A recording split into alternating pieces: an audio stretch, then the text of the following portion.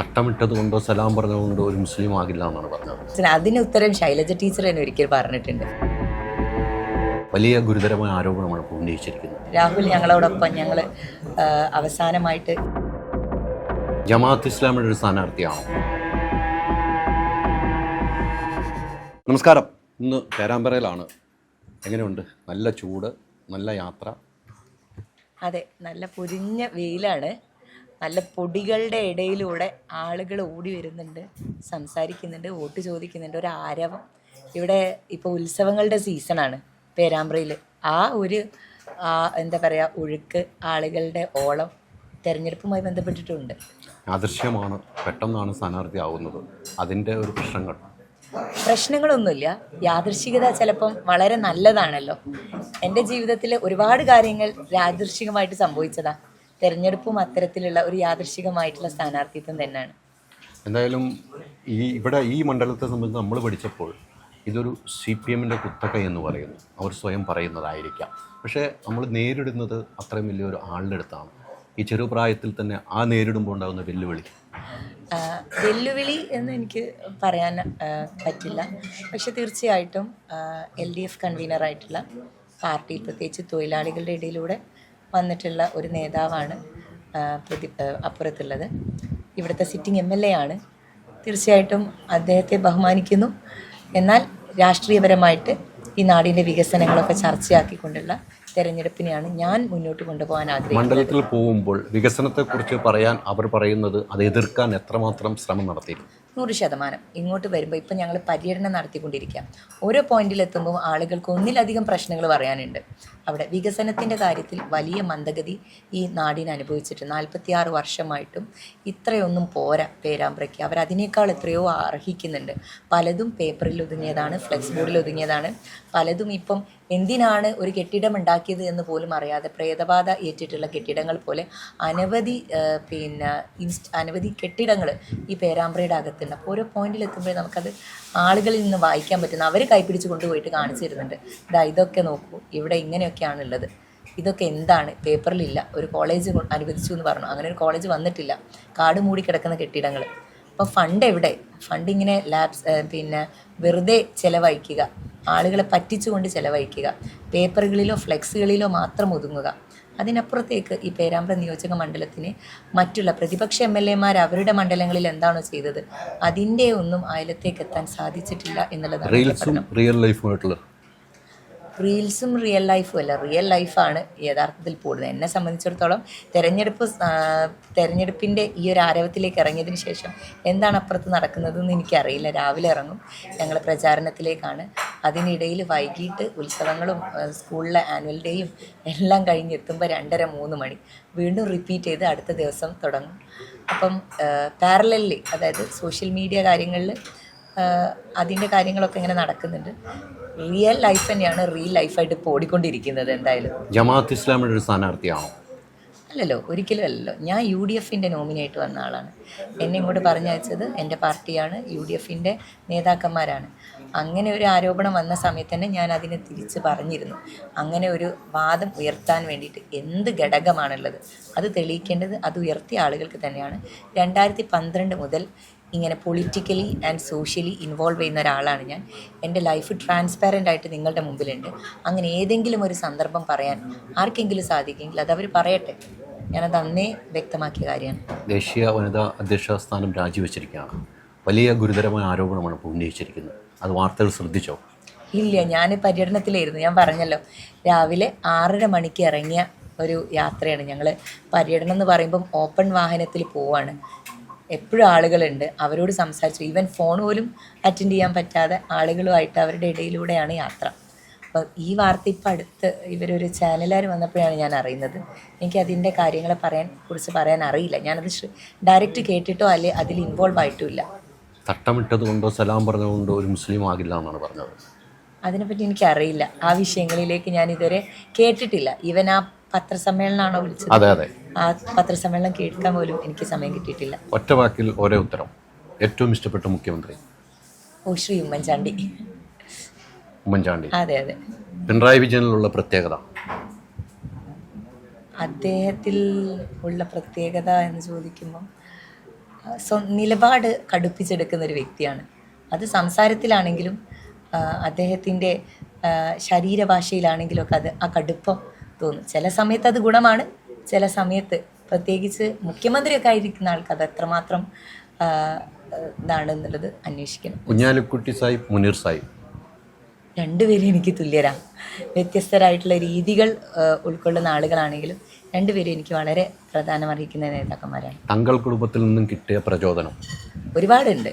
ഞാൻ ഇങ്ങനെ ഒരു സ്ഥാനാർത്ഥിത്വത്തിലേക്ക് എത്തിയത് പോലും ഒരു പക്ഷേ അവരുടെയൊക്കെ ആശീർവാദങ്ങൾ കൊണ്ടും അവരുടെയൊക്കെ പിന്തുണ കൊണ്ടും തന്നെയാണ്. എന്നെ സംബന്ധിച്ചിടത്തോളം ഞാൻ പ്രതിനിധീകരിക്കുന്നത് യൂത്ത് ലീഗിൻ്റെ സംസ്ഥാന കമ്മിറ്റിയിലാണ്. എൻ്റെ അധ്യക്ഷൻ ശ്രീ മുനവറലി തങ്ങളാണ്. മുനവറലി തങ്ങൾ അധ്യക്ഷതയിലുള്ള ഒരു കമ്മിറ്റിയിൽ ഇരിക്കാനുള്ള ഭാഗ്യം എനിക്ക് ലഭിച്ചു. അതൊക്കെ ജീവിതത്തിൽ ഒരിക്കലും മാറ്റിവെക്കാൻ പറ്റാത്ത അപൂർവ നിമിഷങ്ങളും. ഈ കഴിഞ്ഞ മന്ത്രിസഭയിൽ ഏറ്റവും ഇഷ്ടപ്പെട്ട മന്ത്രി? അത് കുറച്ച് ആലോചിക്കേണ്ട ഉത്തരം. എങ്കിലും നമ്മളൊരു രാഷ്ട്രീയ പ്രവർത്തകയാണല്ലോ, കണ്ടിട്ടുണ്ടാവും പല ആളുകൾ പല രീതിക്ക് നമ്മൾ കണ്ടിട്ടുണ്ടാവും. അതെ, അത് ഓരോ ആളുകൾക്കും വ്യത്യസ്തരാണ്.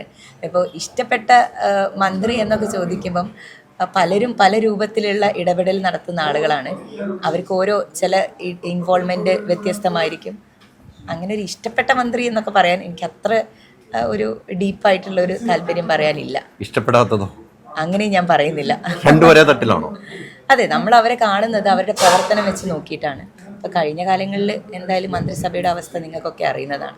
ആഭ്യന്തരമന്ത്രിയാണെങ്കിലും മുഖ്യമന്ത്രിയാണെങ്കിലും പിന്നെ ആരോഗ്യമന്ത്രിയാണെങ്കിലും വിദ്യാഭ്യാസ മന്ത്രിയാണെങ്കിലും ഉന്നത വിദ്യാഭ്യാസ മന്ത്രിയാണെങ്കിലും ഒക്കെ. അപ്പം അങ്ങനെ ഒരു മറുപടി പറയാൻ എനിക്ക് പ്രയാസമുണ്ട്. G Sudhakaran, K Sudhakaran. സുധാകരേട്ടൻ, ഞങ്ങളുടെ കണ്ണൂരിലെ സുധാകരേട്ടൻ.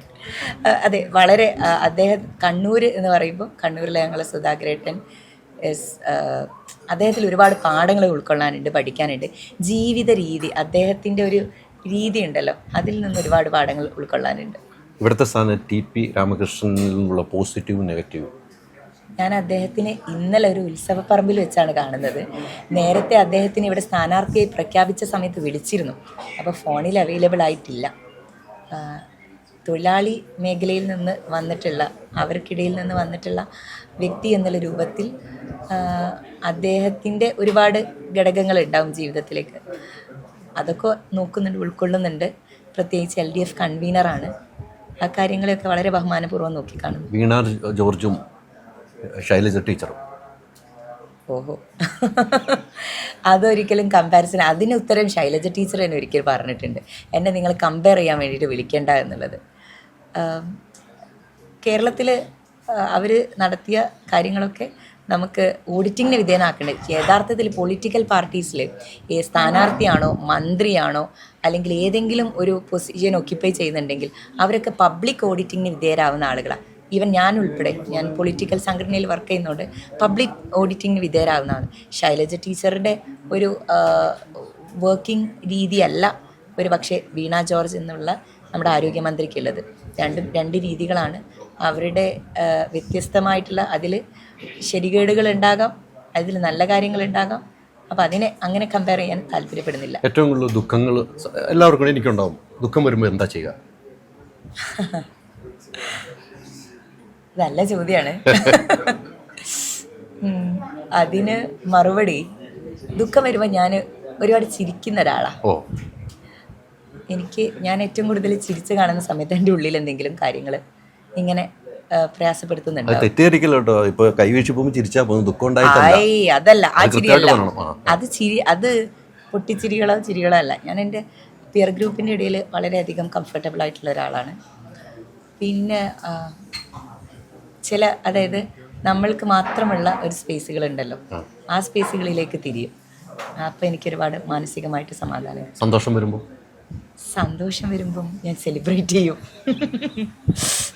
നല്ല രീതിക്ക് സെലിബ്രേറ്റ് ചെയ്യും. തീർച്ചയായിട്ടും. സുഹൃത്തുക്കള്, ആ ഒരു പോസിറ്റീവ് എനർജി ഉണ്ടല്ലോ, ആ എനർജി എന്തായാലും സ്പ്രെഡ് ചെയ്യുന്നത് നല്ലതല്ലേ ആളുകൾക്ക്. നിങ്ങൾക്കൊരു പോസിറ്റിവിറ്റി വരുമ്പോൾ അതങ്ങ് സ്പ്രെഡ് ചെയ്യൂ, ആളുകളിലേക്ക് എത്തട്ടെ. സങ്കടം വരുമ്പോൾ നിങ്ങൾ അതിനെ വിത്ത്സ്റ്റാൻഡ് ചെയ്യൂ, അത് അധികം ആളുകളിലേക്ക് സ്പ്രെഡ് ചെയ്യാതിരിക്കും. മമ്മൂട്ടി, മോഹൻലാൽ, ആഹാ, രണ്ടുപേരെ ഇഷ്ടമാണ്. രണ്ടുപേരുടെയും അഭിനയങ്ങളെ വളരെ കൗതുകത്തോടെ നോക്കി കണ്ടിട്ടുണ്ട്. ഷാഫി പറമ്പിൽ, രാഹുൽ മാങ്കൂട്ടം. ഓ, ഷാഫിക്ക ഞങ്ങളുടെ MP. ആ ഉത്തരം രാഹുൽ ഞങ്ങളോടൊപ്പം ഞങ്ങൾ അവസാനമായിട്ട് ജയിൽവാസം അനുഭവിച്ചത് ഒരേ ഒരു കേസിൽ വേണ്ടിയിട്ടായിരുന്നു. അടുത്ത പരിചയമൊന്നുമുള്ള, അതായത് വ്യക്തിപരമായിട്ട് അങ്ങനെ പേഴ്സണൽ കണക്ഷനൊന്നുള്ള ആളൊന്നുമല്ല. പക്ഷേ ഒരുപാട് ഗുണങ്ങളൊക്കെ ഉണ്ട് എന്ന്, അതായത് ഒരു രാഷ്ട്രീയ മേഖലയിലേക്ക് അത്രയും ഉദിച്ചു വന്നൊരു ചെറുപ്പക്കാരന് ആളുകളോട് സംസാരിച്ച് MLA ഒക്കെ ആയിട്ടുണ്ടെങ്കിൽ അതിൻ്റെ എന്തെങ്കിലുമൊക്കെ ക്വാളിറ്റീസ് ആ വ്യക്തിയിൽ ഉണ്ടാവുമല്ലോ. അപ്പോൾ കമ്പാരിസണിന് നിൽക്കുന്നില്ല, രണ്ടുപേരും ആ രൂപത്തിൽ തന്നെ കണക്കാക്കും. പ്രളയവും കോവിഡും ഏതായിരുന്നു അതിജീവിക്കാൻ എളുപ്പമായിരുന്നത്? രണ്ടും ഒരുപാട് പ്രയാസം നിറഞ്ഞ സ്റ്റേജ് തന്നെയായിരുന്നു. പ്രളയം എന്ന് പറയുമ്പം എനിക്ക് അതിനേക്കാൾ അപ്പുറത്തേക്ക് പറയാനുള്ളത് ചൂരൽമഴ, മുണ്ടക്കൈ വിഷയമാണ്. എൻ്റെ ജീവിതത്തിൽ ഞാൻ സ്റ്റക്കായി പോയിട്ടുള്ള ഒരു സമയമാണ്. എൻ്റെ നാട്ടിലല്ല നടന്നത്, പക്ഷേ 41 ദിവസം ഞാൻ വയനാട്ടിലുണ്ടായിരുന്നു. ഇവിടെ നിന്ന് വയനാട്ടിലേക്ക് ഗതാഗതമൊക്കെ നിലച്ച സമയത്ത് ഒരു ലോറിയിൽ കയറിയിട്ടാണ് ഞാൻ വയനാട്ടിലേക്ക് എത്തുന്നത്. അവിടേക്ക് സാധനങ്ങളുമായി പോയിട്ടുള്ള ഒരു ലോറിയിൽ കയറിയിട്ടാണ് അവിടേക്ക് എത്തുന്നത്. എൻ്റെ ജീവിതത്തിലെ കുറേ പ്രധാനപ്പെട്ട സമയങ്ങളെ, തിരിച്ചറിവുകളെ നൽകിയ ഒരു സ്ഥലമാണ്. ഇപ്പോഴും മേപ്പാടിയിലെത്തിയാൽ, ചൂരൽമലയിലൊക്കെ എത്തിയാൽ എനിക്ക് ആരും ഉണ്ടായിരുന്നില്ല പരിചയപ്പെട്ട. വളരെ കുറച്ച് ആളുകളെ ഒരു രാഷ്ട്രീയപരമായിട്ട് പരിചയം ഉണ്ടായിരുന്നുള്ളൂ. പക്ഷേ മുണ്ടക്കൈ, ചൂരൽമലയിൽ എനിക്കിപ്പം എൻ്റെ കോണ്ടാക്ട് ലിസ്റ്റ് എടുത്ത് നോക്കിയാൽ ഏറെ ആളുകളെയും വളരെ സുപരിചിതരാണ്. അവരുമായിട്ട് വളരെ അറ്റാച്ച്ഡ് ആയിട്ടുള്ള ആളാണ് ഞാൻ. അവിടെ മറമാടിയിട്ടുള്ള ഖബറുകൾ, അല്ലെങ്കിൽ അവിടെ നമ്മൾ പിന്നെ അടക്കം ചെയ്തിട്ടുള്ള ആളുകൾ പലരും എൻ്റെ കൈകളിലൂടെ പോയിട്ടുള്ള ആളുകളാണ്. എനിക്കതൊരു വളരെ വികാരപരമായിട്ടുള്ള ഒരു കാര്യമാണ് ആലോചിക്കുമ്പോൾ. കോണിയാണ് അടയാളം, ചുറ്റുകാരിവാൾ നക്ഷത്രം. കോണിയിലുള്ള പോസിറ്റീവും ചുറ്റുകാരിവാളിലുള്ള നെഗറ്റീവും. ഓ, കോണിയിലുള്ള പോസിറ്റീവ് പറയട്ടെ.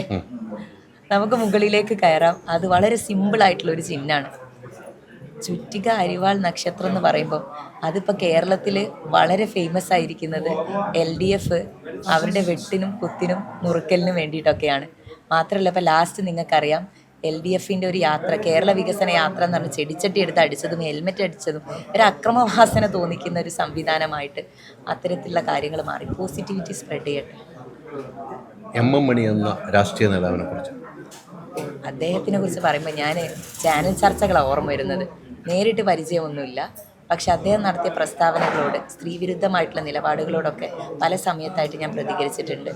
സാധാരണക്കാരനായിട്ട് അദ്ദേഹത്തിൻ്റെ നാട്ടിൽ ഉൾക്കൊള്ളുന്ന ഒരു ഭാഷയിൽ സംസാരിച്ചതാകാം, പക്ഷേ അദ്ദേഹം ഒരു വലിയ ലീഡറാണ്, നേതാവാണ്. കാലാനുസൃതമായിട്ട് വാക്കുകളെയും രീതികളെയും ഒക്കെ ഉൾക്കൊള്ളുകയും അനുസരിച്ച് നിൽക്കുകയും, അതൊരു തവണയല്ല ഒരുപാട് തവണ അദ്ദേഹത്തിൻ്റെ ഭാഗത്ത് നിന്ന് അങ്ങനെ മിസോജനിക് ആയിട്ടുള്ള വേർഡ്സ് വന്നിട്ടുണ്ട്. വോട്ട് ചെയ്യണമെന്ന് പറയാനുള്ള കാരണം ഒന്ന് മനസ്സ് തുറന്ന് പറയാം. എനിക്ക് വോട്ട് ചെയ്യണം. 100%. ഞാൻ വളരെ ആത്മവിശ്വാസത്തോടെയാണ് ഈ മണ്ഡലത്തിലേക്ക് വന്നിട്ടുള്ളത്. ഇവിടെയുള്ള ആളുകളുടെ പ്രശ്നങ്ങൾ എനിക്ക് ഒപ്പിയെടുക്കാൻ, അതായത് ആളുകളുടെ പ്രശ്നങ്ങൾ എൻ്റെ പ്രശ്നം എന്നുള്ള രൂപത്തിൽ എടുക്കാൻ പറ്റുന്ന ഒരു സൈഡ് എൻ്റെ ഒരു ശൈലിയാണ്. ഇപ്പം ഞാൻ എവിടെയെങ്കിലും ഒരാളെ കണ്ടാൽ ആ ആളുടെ പ്രശ്നം പിന്നെ എൻ്റെ ഒരു പ്രശ്നം പോലെയാണ് മിക്കവാറും മാറാറുള്ളത്. ആ രൂപത്തിലാണ് അതിനെ അഡ്രസ്സ് ചെയ്യാറുള്ളത്. അപ്പോൾ ഇവിടെയുള്ള ആളുകൾക്ക് 100% ഞാൻ വലിയ വാഗ്ദാനങ്ങളല്ല കൊടുക്കുന്നത്. അവരെ സ്വപ്നം എന്താണോ അതെൻ്റെ ഉത്തരവാദിത്തമായിട്ട് ഏറ്റെടുത്ത് അത് നിർവഹിക്കാൻ വേണ്ടിയിട്ടുള്ള ശ്രമം 100% ഞാൻ നടത്തുമെന്നുള്ളത് അവർക്ക് വാക്കുകൊടുത്തതാണ്. തീർച്ചയായിട്ടും കോണിപ്പടി ചവിട്ടി ഉയർന്ന് നിയമസഭയിലേക്ക് എത്തട്ടെ എന്ന് ആത്മാർത്ഥമായി ആഗ്രഹിക്കുന്നു. Thank you very much.